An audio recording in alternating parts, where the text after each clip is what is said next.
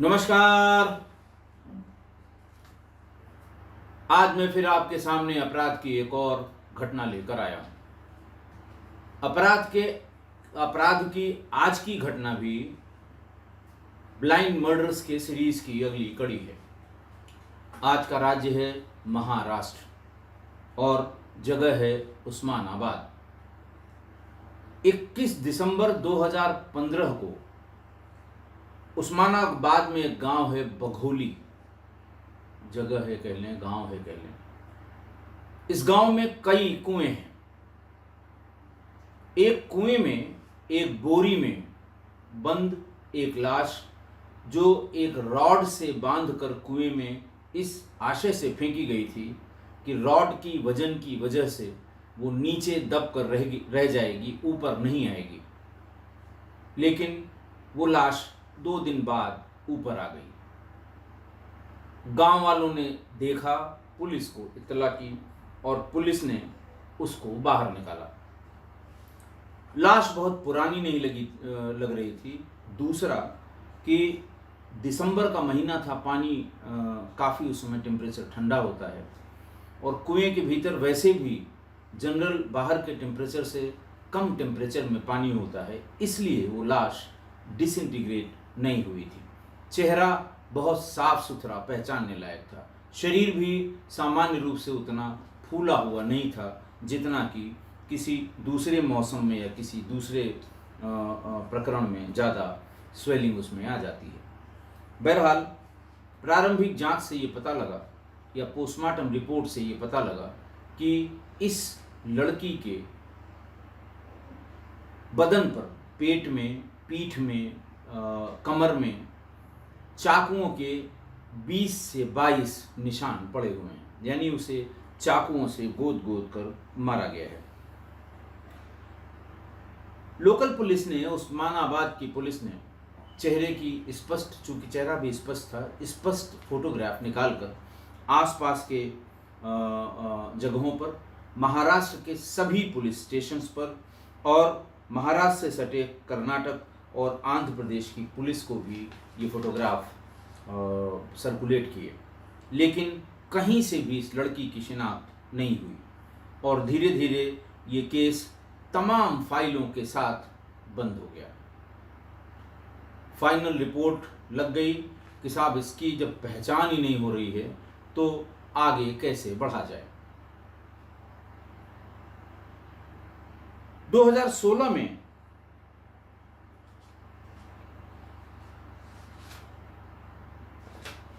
2013 batch के IPS अधिकारी राज तिलक रोशन, वो 2016 में जब एडिशनल एसपी थे तो उस्मानाबाद उनकी पोस्टिंग हुई। उन्होंने मई के महीने में जिले के तमाम अनसॉल्व्ड मर्डर केसेस को रिव्यू करना शुरू किया कि आखिरकार क्या वजह है कि इस तरह के ब्लाइंड मर्डर्स को क्यों नहीं अब तक खोला गया, क्यों नहीं इसका अनावरण हुआ, क्यों नहीं ये केस सॉल्व हुआ। उन्होंने जो अधिकारी इसकी जांच से जुड़े थे उनसे बात की, जो आईओ इससे जुड़े थे उनको बुला के उनसे बात की, जो फोटोग्राफ, वीडियोग्राफ और जो चीज़ें मौके से बरामद हुई थी, एक एक करके उनको देखना शुरू किया। जब उन्होंने फोटोग्राफ देखा तो फोटोग्राफ से ये महिला या ये लड़की किसी भले घर की लग रही थी, अच्छे परिवार से जुड़ी हुई लग रही थी। और फिर उसका पूरा पंचायतनामा भी पढ़ा, साथ ही लाश पर बरामद कपड़ों की बारीकी से जांच शुरू की। बारीकी से जांच करते करते उन्होंने जब बहुत, जिसको कहते हैं ना कि अच्छे से जो भी कपड़े मिले थे उनको देखा, तो उन्हें लड़की की कुर्ती के पीछे एक टैग मिला। टैग में लिखा था jaipurkurti.com। राज तिलक रोशन के चेहरे पर थोड़ी सी जिसे कहते हैं कि मुस्कुराहट आई या खुशी आई कि चलो कोई चीज़ तो मिली, क्योंकि इस केस को देखने वाले पुराने किसी अधिकारी ने न तो केस डायरी में और न ही बातचीत में इस टैग का जिक्र किया था। यहीं से उन्होंने इस केस को आगे बढ़ाने का फैसला किया। उन्होंने कई ई कॉमर्स साइट्स पर जब सर्च किया तो उन्हें जयपुरकुर्ती.com की उसी कलर की, उसी साइज की बहुत कुर्तियां दिखाई पड़ने लगी। इसके बाद करीब करीब आधा दर्जन ई कॉमर्स साइट्स के ईमेल पते रोशन साहब ने निकलवाए और सभी को मेल किया। जैसे फ्लिपकार्ट है और बाकी जैसे तमाम और साइट्स हैं, उनको सबको मेल किया। मेल करने में उन्होंने जो रिक्वेस्ट की उसमें ये लिखा कि 1 जनवरी 2015 से 20 दिसंबर 2015 के बीच आपके इस ई कॉमर्स साइट पर यानी जयपुरकुर्ती.com से कुल कितनी कुर्तियों की खरीद हुई है, उनकी पूरी डिटेल और खास तौर से खरीदने वाले कौन हैं और उन्होंने किन नंबरों से इन ऑनलाइन शॉपिंग के लिए बुकिंग की थी। ये भी बताने को कहा गया कि किस किस कस्टमर को जयपुर कुर्ती की 1 डे डिलीवरी हुई है, यानी सेम डे डिलीवरी हुई है। सारे ई कॉमर्स साइट्स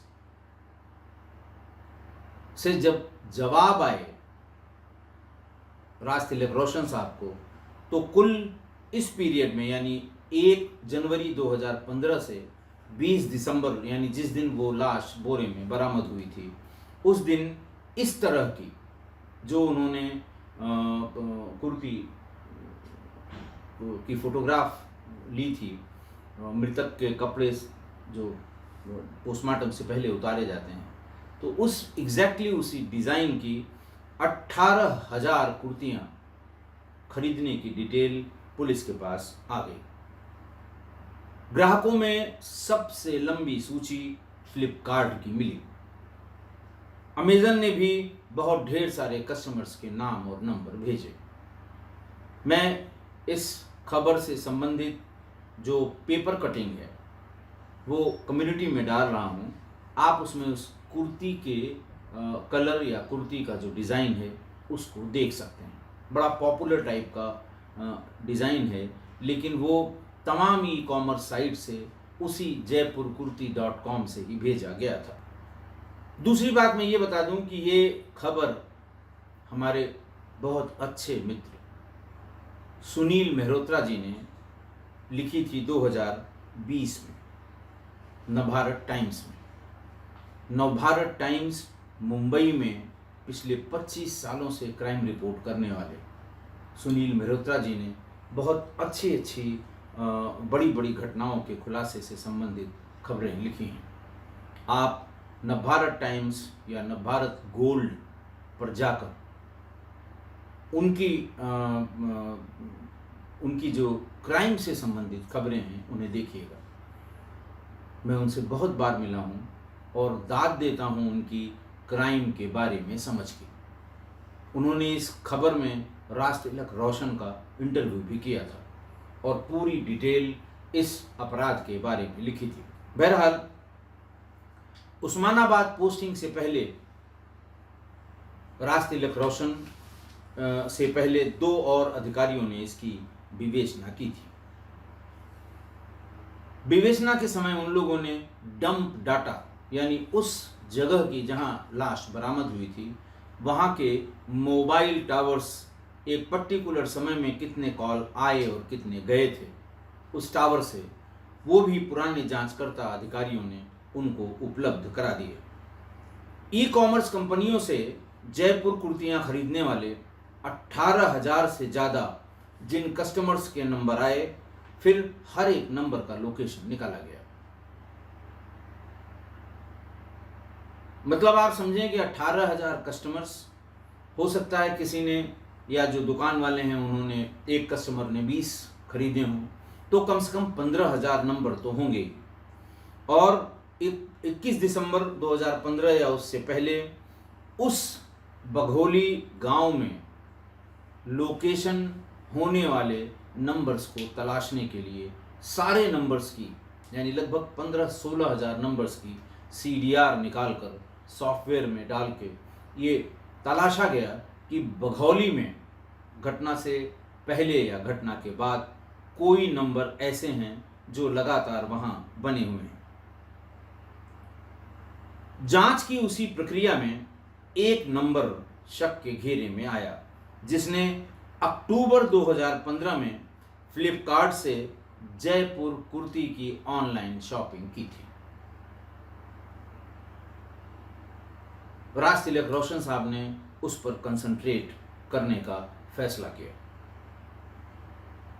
और उस नंबर की लोकेशन 19-20 दिसंबर 2015 को भी बघोली गांव में ही थी, पर यह नंबर नागपुर के प्राइवेट कंपनी के HR डिपार्टमेंट के नाम चढ़ा हुआ था, अंकित था, आवंटित था।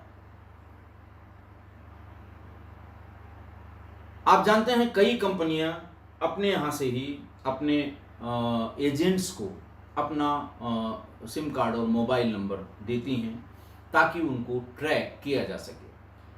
सिस्टम जनरेटेड मैसेज भी देने के लिए अपनी कंपनियां, जो इस तरह की कंपनियां हैं, HR वाले उनको नंबर और मोबाइल देते हैं। नागपुर की इस कंपनी का ये नंबर ये पूरी तरह से सस्पेक्टेड है ऐसा समझ में नहीं आ रहा था।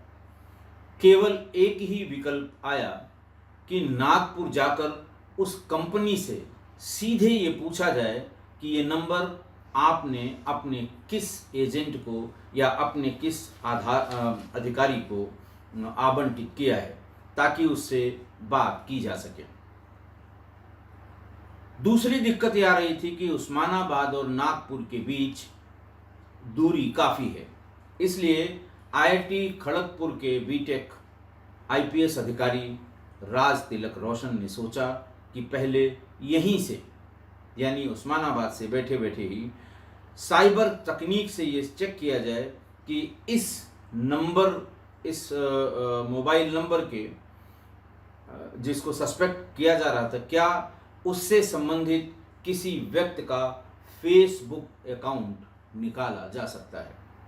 आप लोग अब जानते हैं, अब तो बहुत आसान हो गया है, आप नंबर फीड करिए, उस नंबर पर या उस नंबर से रजिस्टर्ड फेसबुक अकाउंट्स मिल जाते हैं। और इस प्रक्रिया में राज तिलक रोशन को एक फेसबुक अकाउंट भी मिल गया। नाम था प्रकाश चाफेकर। अब इस प्रकाश चाफेकर की फेसबुक पोस्ट को शुरू से देखना शुरू किया राज तिलक रोशन और उनकी टीम के लोगों ने। उन्होंने ये पाया कि घटना के 2-3 दिन बाद 23 दिसंबर 2015 को गूगल प्ले से डाउनलोड किए गए गेम का फोटो और लिंक उसमें पड़ा हुआ था। चूंकि उनकी किसी पुरानी पोस्ट में गूगल प्ले से सीधे डाउनलोड करके कोई लिंक नहीं पड़ा था, यानी वो व्यक्ति गूगल प्ले से डाउनलोड करके किसी गेम का लिंक डालने का आदी नहीं था, इसलिए उस पर ज़्यादा निगाह गई। जब वो लिंक खोला गया तो लिंक के नीचे 2 शब्द लिखे हुए थे, डेड टारगेट। लिंक के नीचे कुछ कमेंट्स भी थे कि तुम क्यों ऐसा लिख रहे हो, पर उसने कोई जवाब नहीं दिया। उसके फ्रेंड्स इस डेड टारगेट की कहानी समझ नहीं पाए, पर रोशन साहब ने इस पोस्ट से पूरी तरह से वो कंफर्म हो गए कि सस्पेक्ट हमारा यही है। डेड टारगेट वो भी जिस दिन बॉडी मिली है उसके 3 दिन बाद, वो भी फेसबुक पर सीधे गूगल प्ले से डाउनलोड करके गेम का लिंक, और गेम के लिंक के नीचे ये कमेंट कि डेड टारगेट। ऐसे में प्रकाश चाफेकर के मोबाइल का पूरा सीडीआर यानी डेटा निकालने का फैसला किया गया। उसी में 2 नंबर और शक के घेरे में आ गए, जिनसे बराबर बातचीत प्रकाश चाफेकर की होती रही। इसमें 1 नंबर प्रकाश चाफेकर के साथ वारदात वाले दिन बघोली गांव में ही था, जबकि दूसरे नंबर का लोकेशन उस दिन यानी 19-20 दिसंबर को पुणे में था। पर ये 2 नंबर बंद हो गए थे, सिर्फ प्रकाश चाफेकर का नंबर चल रहा था।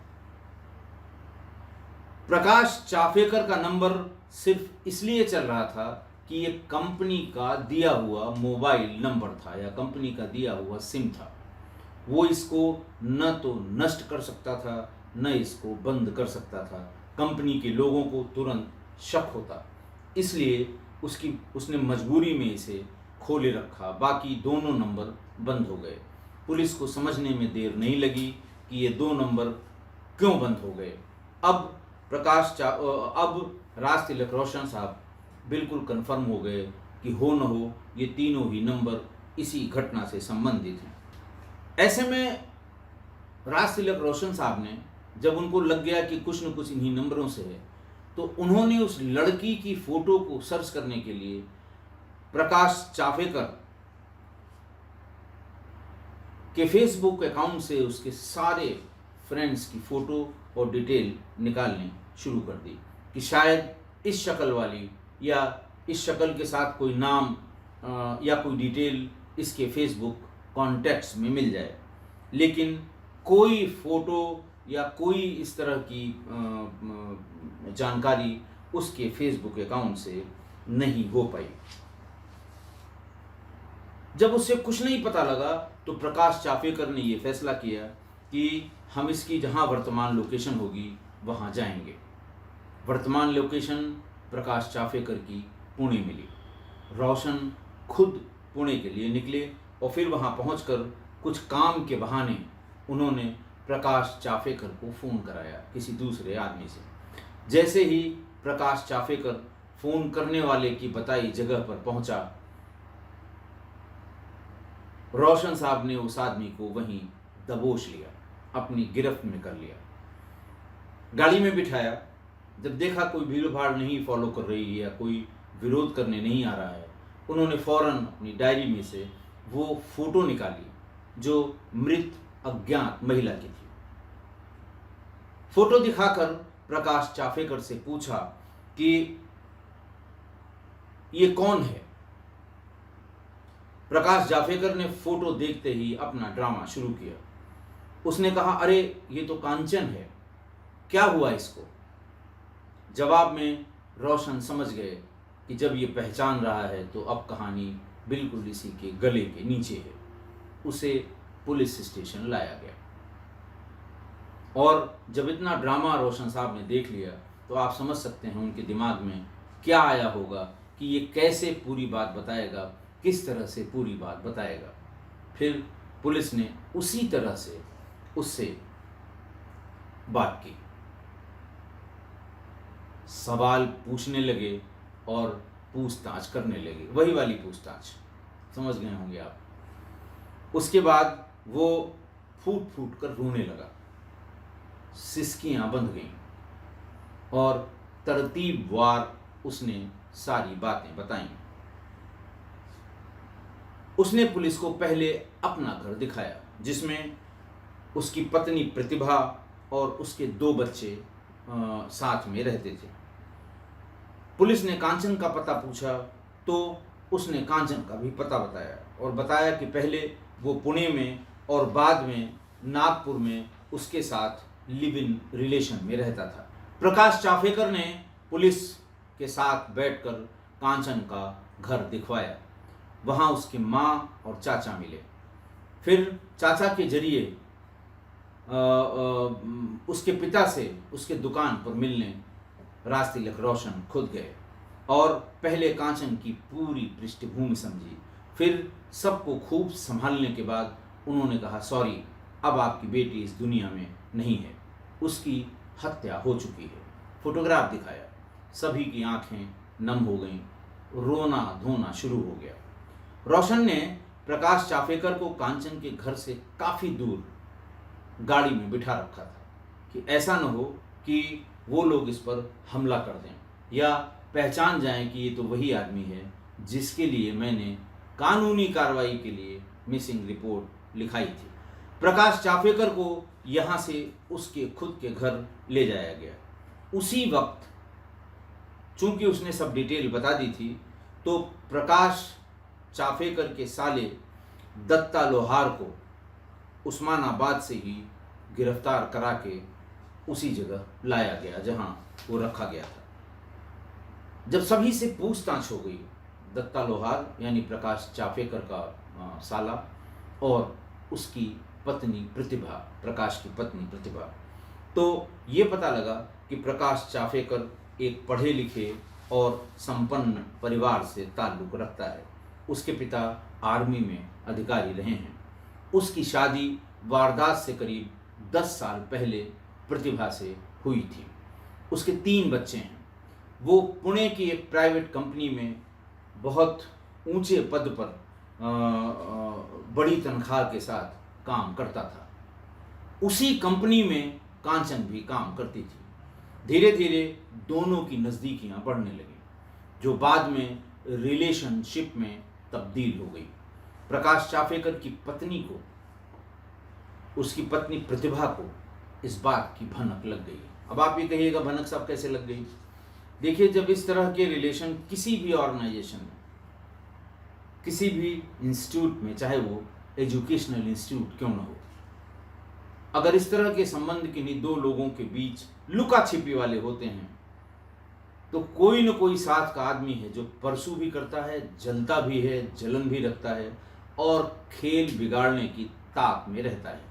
उन्हीं में से किसी ने पत्नी प्रतिभा को कान में फूंक दिया कि आप तो रोज सुबह ऑफिस के लिए तैयार होकर भेजती हैं और शाम को उनको खाना खिलाती हैं। वहाँ क्या चल रहा है आपको नहीं पता।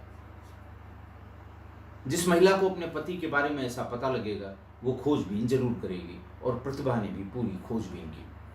एक दिन जब उसे पूरी डिटेल पता लग गई, तो उसने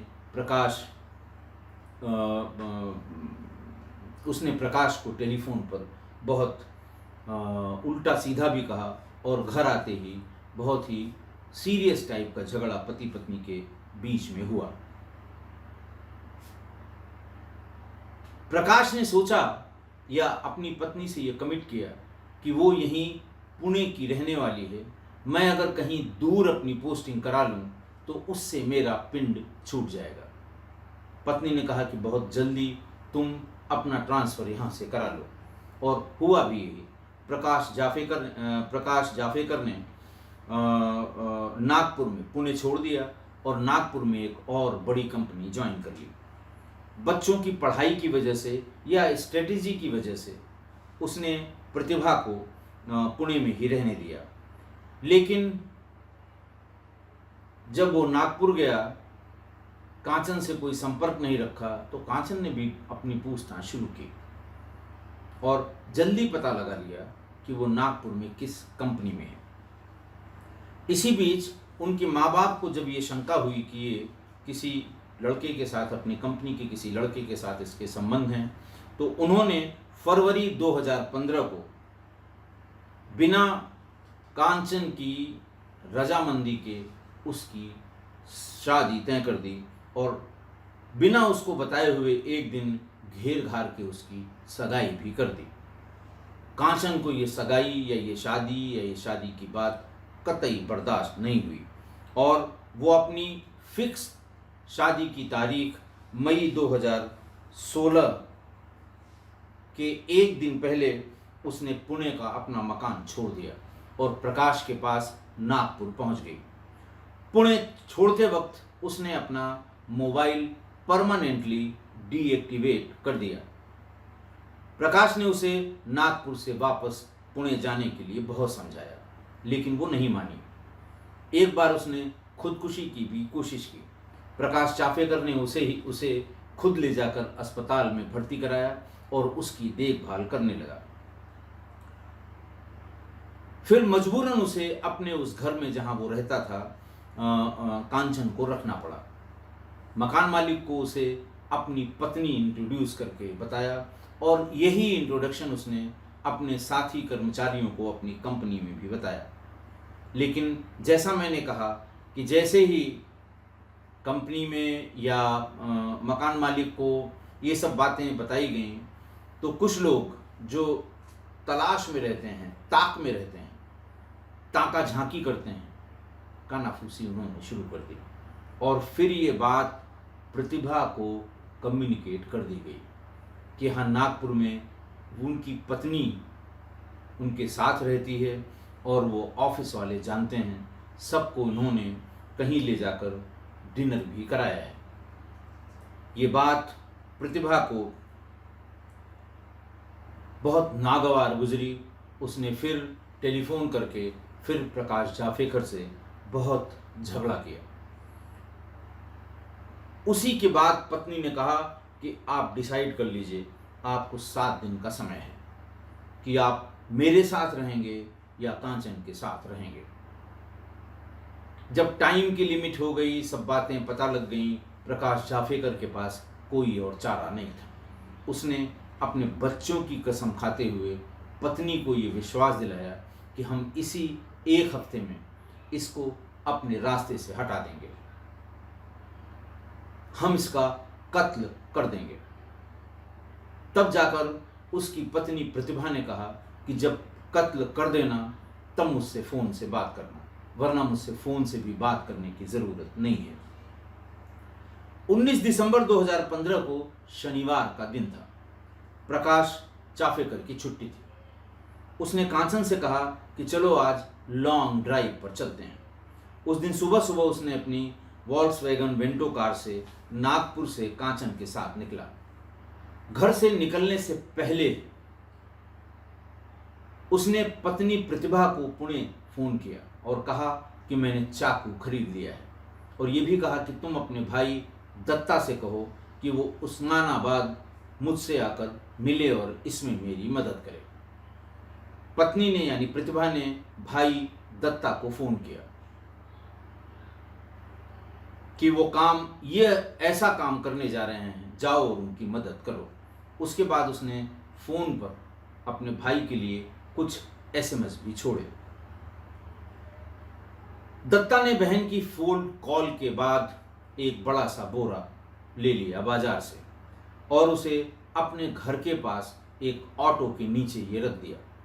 कुछ घंटे बाद जब गाड़ी उस्मानाबाद पहुंची तो प्रकाश ने कांचन से कहा कि गाड़ी में कुछ प्रॉब्लम लग रही है।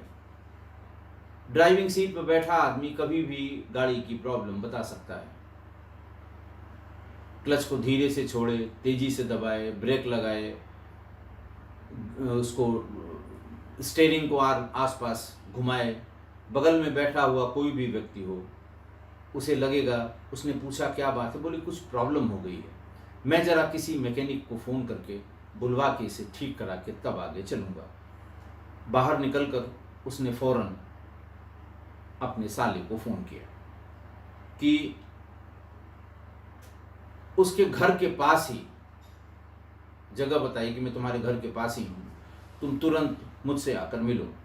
साले ने ऑटो के नीचे रखा हुआ वो बोरा लिया, गाड़ी में रखा और ये कहा कि यहाँ ट्रैफिक बहुत ज़्यादा है घर के पास और कहीं आगे ले चलिए, फुर्सत में इसको चेक करते हैं। इसके बाद साला दत्ता लोहार कार के पीछे बैठ गया। कुछ ही मिनट बाद जैसे ही एक ऐसी जगह दिखाई पड़ी जहाँ दूर दूर तक कोई दिख नहीं रहा था, प्रकाश ने गाड़ी रोक दी। गाड़ी रोकते ही उसने कांचन को पकड़ा और प्रकाश ने चाकू निकाल लिया। एक के बाद एक कांचन के गले और बाद में पेट और पीठ पर 20 चाकू के वार प्रकाश जावड़ेकर ने किए। और गाड़ी में बैठे बैठे ही साले दत्ता लोहार द्वारा लाया गया वो बोरा, उसमें उसको भर के बोरे को बांध दिया। और फिर वहाँ से उन्होंने कहा कोई सुनसान जगह देखकर, कोई तालाब या कोई कुआं देखकर उसमें इसको डाल दिया जाए। वो जैसे ही बाघोली गांव के आगे निकले तो गांव के बाहर उन्हें कुएं दिखाई पड़े। धुंधल का हो चला था। थोड़ी देर हल्की सी रात। वैसे ये बताते हैं कि उस समय कोहरा बहुत घना पड़ रहा था, इसलिए उन्होंने देखा कोई नहीं देख पाएगा, चुपचाप बोरे को निकाला। उसमें रॉड, जिससे वो स्टार्ट करने वाला गाड़ी में सामान्य रूप से रखा रहता है, जिससे वो लगाते हैं गाड़ी को उठाने के लिए, जैक वैक लगाते हैं। उस रॉड में उसको बांध दिया ताकि रॉड के वेट से वो बोरा नीचे चला जाए। फिर वहाँ से थोड़ी दूर आगे गए और वहाँ एक छोटा सा तालाब था। वहाँ दोनों आरोपियों ने, बहनोई और साले ने मिलकर, दत्ता लोहार और प्रकाश जाफेकर ने मिलकर अच्छी तरह से कार को धोया, रास्ते में चाकू वगैरह फेंक दिया और दत्ता को बीच रास्ते में उसके उस्मानाबाद के उसके घर के पास छोड़कर नागपुर चला आया। उसके बाद उसने पत्नी को फ़ोन किया कि मैंने तुमसे वादा किया था, मैंने काम कर दिया। उससे ये भी कहा कि तुम अपना मोबाइल और सिम कार्ड तुरंत अच्छी तरह से टुकड़े टुकड़े करके फेंक दो। साले दत्ता लोहार को भी कहा कि तुम भी अपने मोबाइल और सिम टुकड़े टुकड़े करके फेंक दो, ताकि भविष्य में कोई पकड़ा न जा सके। लेकिन जैसा मैंने पहले बताया कि वो अपना सिम नष्ट नहीं कर सकता था, तोड़ नहीं सकता था, फेंक नहीं सकता था, क्योंकि ये उसके कंपनी का सिम था। पत्नी और साले को ये हिदायत देने के बाद वो अगले दिन अपने मैकेनिक के पास, वॉल्क्सवैगन उसके पास थी, मैंने बताया था, कि अपने मैकेनिक के पास गया और उसने कहा कि गाड़ी की सर्विसिंग कर दो। छोटी मोटी कमियां भी बताई कि इस कमियों को भी ठीक कर दो। गाड़ी में कुछ जगह खून के दाग देखकर मैकेनिक ने उसको पूछा कि भैया ये कुछ ब्लड जैसा लग रहा है। तो उसने फौरन जवाब दिया कि मैं रास्ते में आ रहा था, पत्थरबाजी होने लगी, जाम था, मैं गाड़ी से नीचे उतरकर देखने की कोशिश कर रहा था, तभी पत्थरबाजी होने लगी, मुझे चोट लग गई थी, वही ब्लड है जो कार में दिखाई दे रहा है। मैकेनिक ने बिना शक किए उसकी कार को ठीक कर दिया, सर्विसिंग कर दी और उसके बाद प्रकाश जाफेकर चैन से सो गया। फिर उसने फेसबुक पर 23 दिसंबर को गेम का लिंक पोस्ट करने के बाद डेड टारगेट खुद लिख दिया। फेसबुक पर लिंक पोस्ट करने के बाद उसने शिमला का टिकट बुक कराया, कुछ दिन के लिए वहां घूमने गया, बाद में वो नागपुर आ गया। मैकेनिक से मिलने और शिमला जाने की इस प्रक्रिया के बीच उसने फेसबुक पर ही उस गाड़ी को बेचने का एडवर्टीजमेंट भी डाल दिया, जिससे उसने कांचन का कत्ल किया था। इसके लिए उसने कार का फोटो पोस्ट किया और उसकी डिटेल्स लिखी, किस सन का है, किस मेक का है, किस मॉडल का है, क्या नंबर है। इस विज्ञापन को देखने के बाद एक एजेंट ने उससे संपर्क किया। एजेंट ने यह कार फिर किसी दूसरे को बेच दी। राज तिलक रोशन ये बताते हैं कि यह कार मुकदमे के दौरान पुलिस का सबसे बड़ा एविडेंस बनी।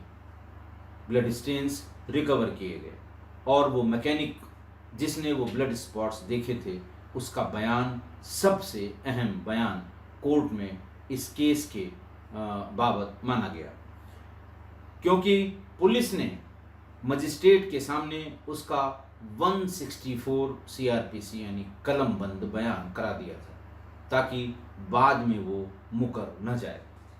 इस पूरे प्रकरण में एक बात और है कि कांचन जब प्रकाश चाफेकर के साथ मई 2015 में स्थायी रूप से रहने पुणे से नागपुर के लिए निकली, तो उसने भी अपना मोबाइल बंद करा दिया था ताकि परिवार उसको ट्रेस न कर सके। परिवार वालों ने उसे ढूंढने की बहुत कोशिश की। पुणे के एक पुलिस स्टेशन में मिसिंग दर्ज कराई गई। इस शिकायत में बतौर सस्पेक्ट यानी बइस्तबा प्रकाश जाफेकर का नाम भी लिखवाया गया, पर लोकल पुलिस ने कांचन के बहाने एक बार फिर प्रकाश जाफेकर को ट्रेस करने की कोई कोशिश नहीं की। कांचन के पिता ने वो मिसिंग लिखवाई थी। पुलिस को चाहिए था कि ये देखते, लेकिन पुलिस तो ऐसे लोगों के बारे में, भाई बालिग थी, चली गई कहीं, किसी के साथ रह रही होगी, आप क्यों इतना परेशान हो, चली आएगी। इस तरह का जवाब दे के उसको ख़त्म कर देती है, एक कदम भी आगे नहीं बढ़ाती है। पुलिस ने पत्नी प्रतिभा चाफेकर, प्रकाश चाफेकर और साले दत्ता लोहार को जेल भेज दिया। इसका ट्रायल हुआ और शुक्रवार 14 अगस्त 2020 को सेशंस कोर्ट ने इन तीनों आरोपियों को आजीवन कारावास की सजा सुनाई। 2016 में जब ये केस डिटेक्ट हुआ था तब राजतिलक रोशन साहब वहाँ एएसपी थे, बाद में वो यहाँ के एसपी बने। इन दिनों वो मुंबई में ट्रैफिक के डीसीपी हैं। उनको सलाम बनता है कि 18,000 कुर्तियों में से मृतका की उस कुर्ती के बारे में पता करके और फिर मुलजिमों को अरेस्ट करके ट्रायल करा के और उनको उनके अंजाम तक पहुंचाने का काम उन्होंने किया।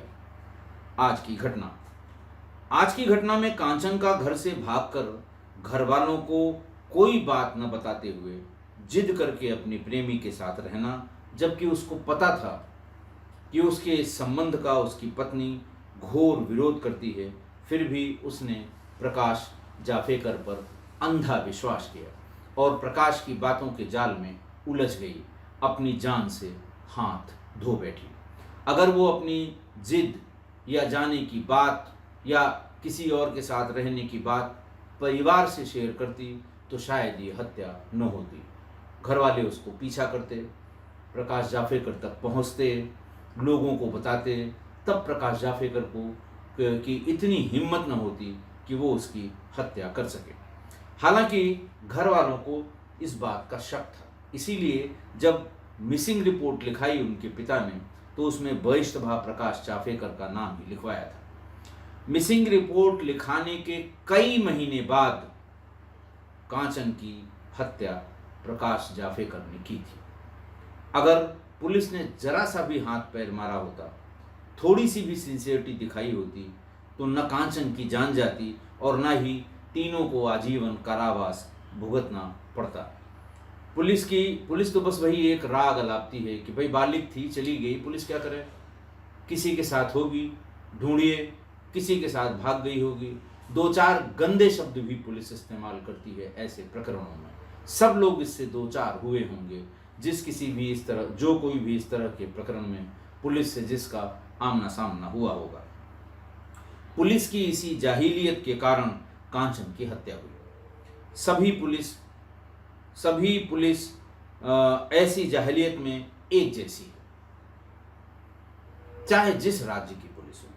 मैं इसे बहुत होशो हवास में और जानबूझकर अपने एक्सपीरियंस से कह रहा हूं। मीर तकी मीर साहब ने इस तरह के इश्क और मोहब्बत पे 4 लाइनें लिखी हैं। उनका शेर है कि उल्टी हो गई सारी तदबीरें, कुछ न दवा ने काम किया, और देखा इस बीमारे दिल ने आखिर काम तमाम किया। मैं एक बार फिर से पढ़ दूं कि उल्टी हो गई सब तदबीरें, कुछ न दवा ने काम किया, देखा इस बीमारे दिल ने आखिर काम तमाम किया। लिखा तो मीर तकी मीर साहब ने कुछ दूसरे सेंस में होगा। प्यार मोहब्बत के शायर थे और बड़े शायर थे, बहुत नाम है उनका देश विदेश में। क्लिष्ट उर्दू में लिखे हुए उनके शेर आप अगर गहराई से सुनेंगे तो कहीं न कहीं आपके दिल को छुएंगे। लेकिन आज की इस घटना पर ये बहुत ही मौजूद शेर है कि आखिर काम तमाम किया इस बीमारे दिल ने।